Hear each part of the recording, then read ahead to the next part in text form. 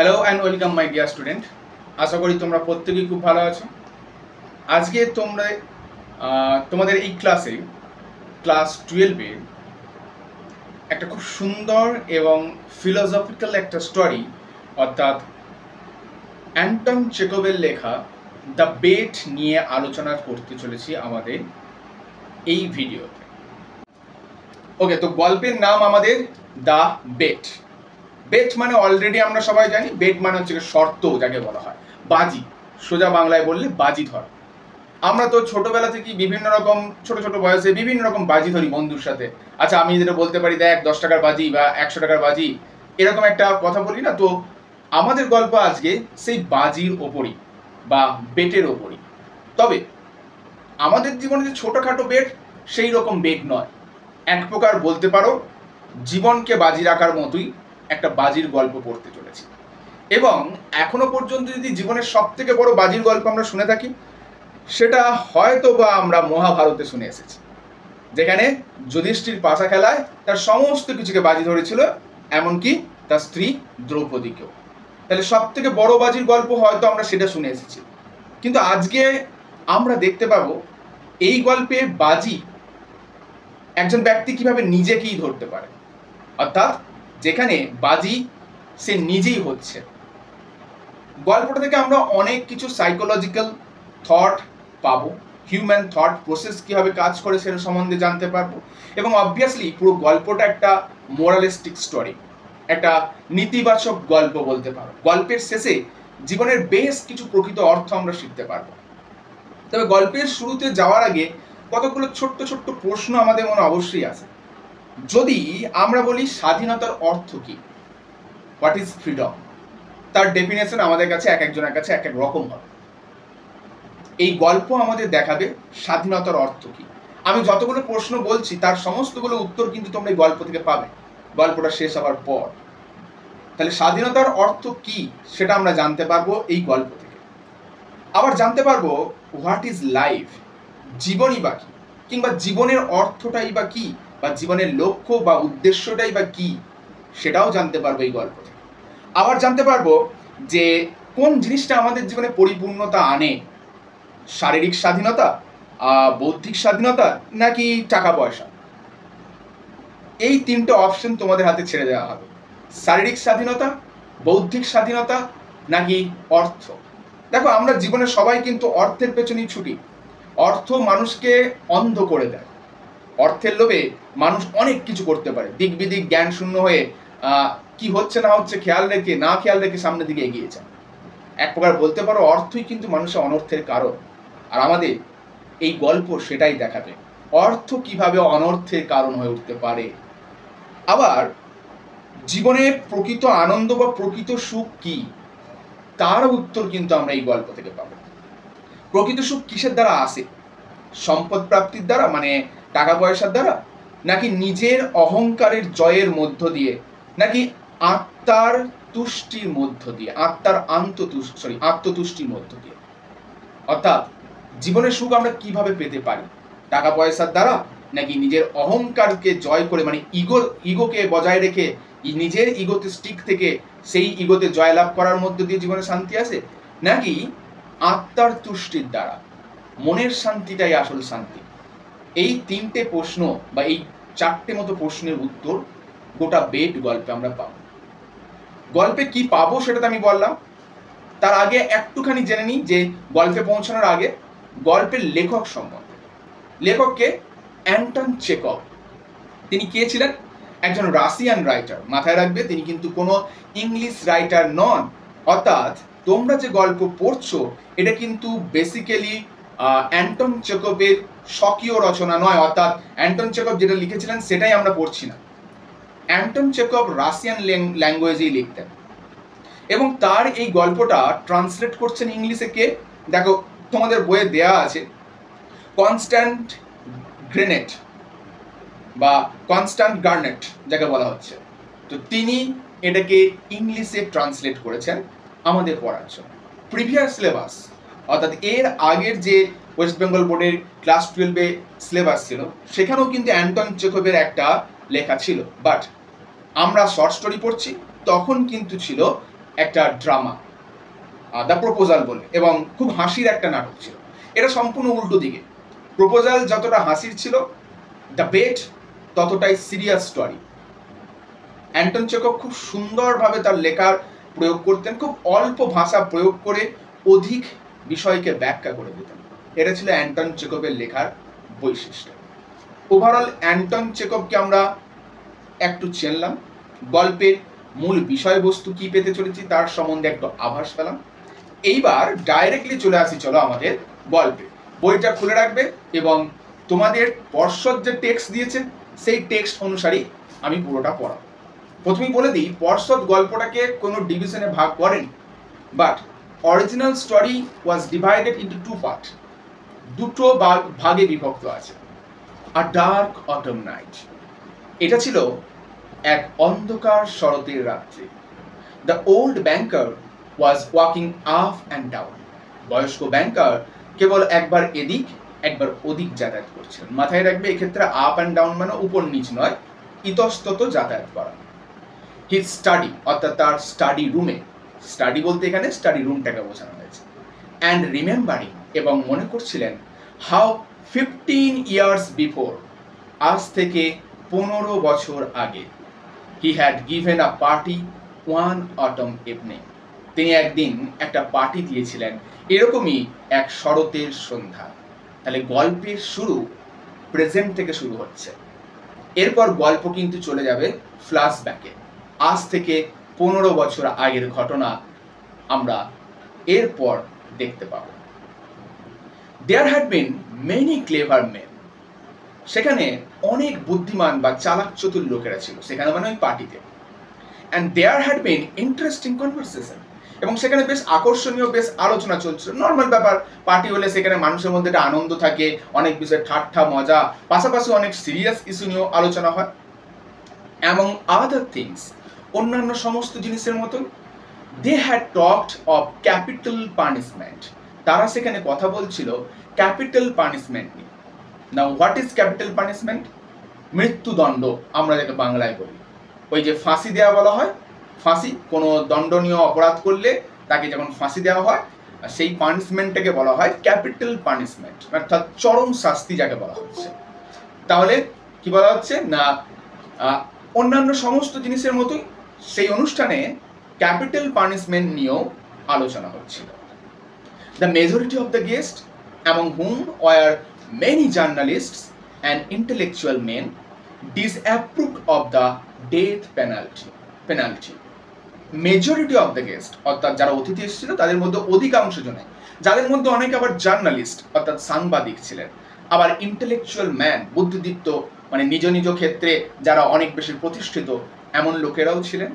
তো তাদের মধ্যে মেজরিটি অর্থাৎ অধিকাংশই কিন্তু ডেথ পেনাল্টির বিরুদ্ধে বলেছিলেন।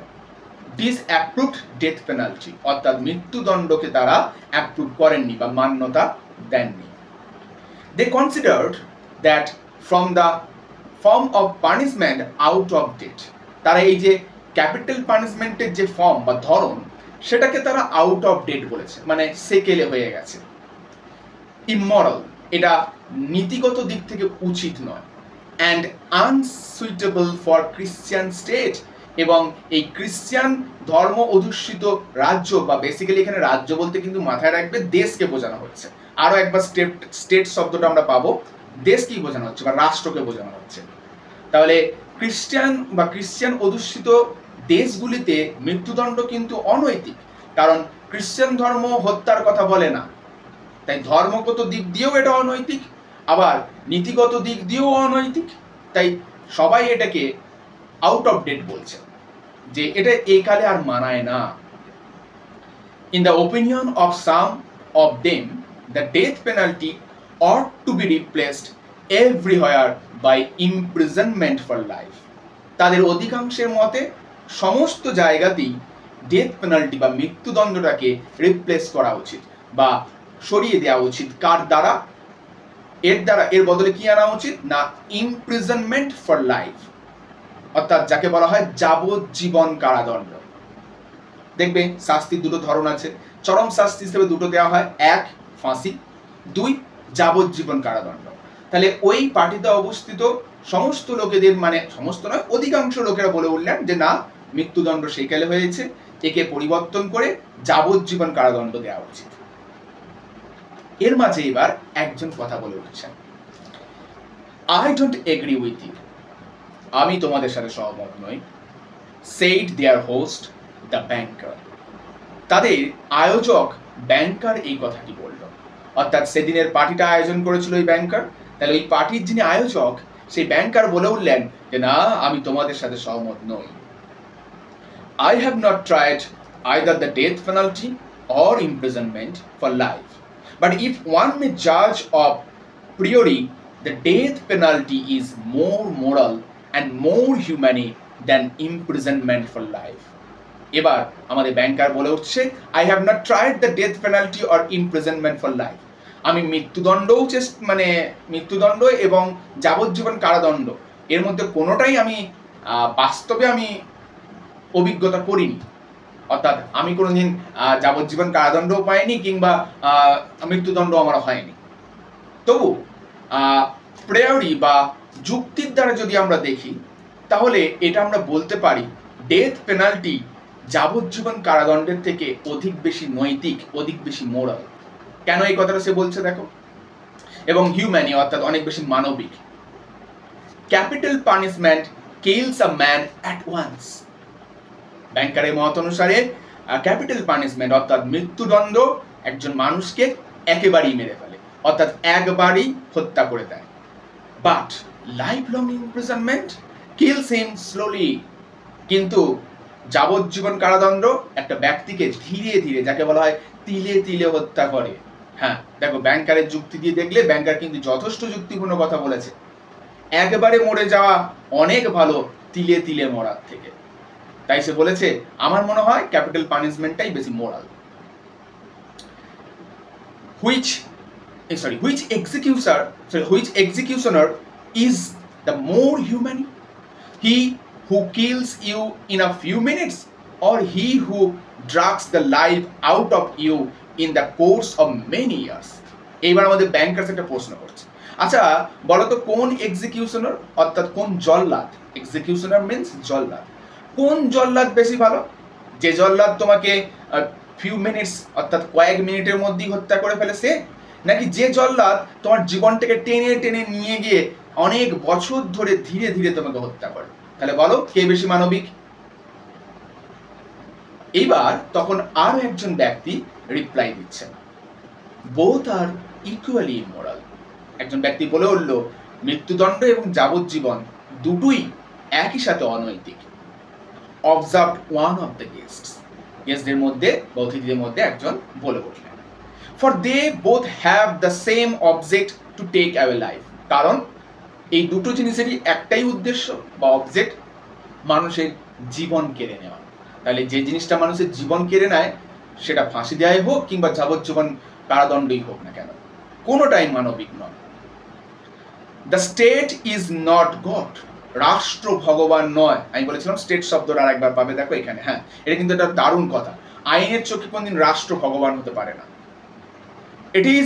it has not the right to take away what it cannot restore when it wants to.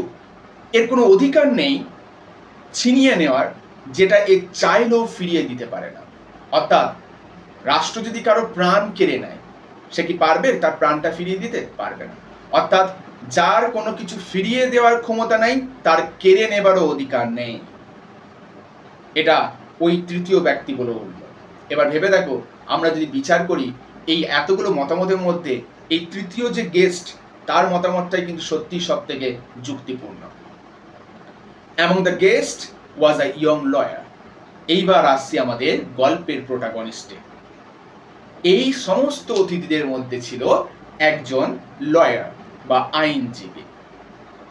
A young man of 5 and 20. A young man of 5 and 20.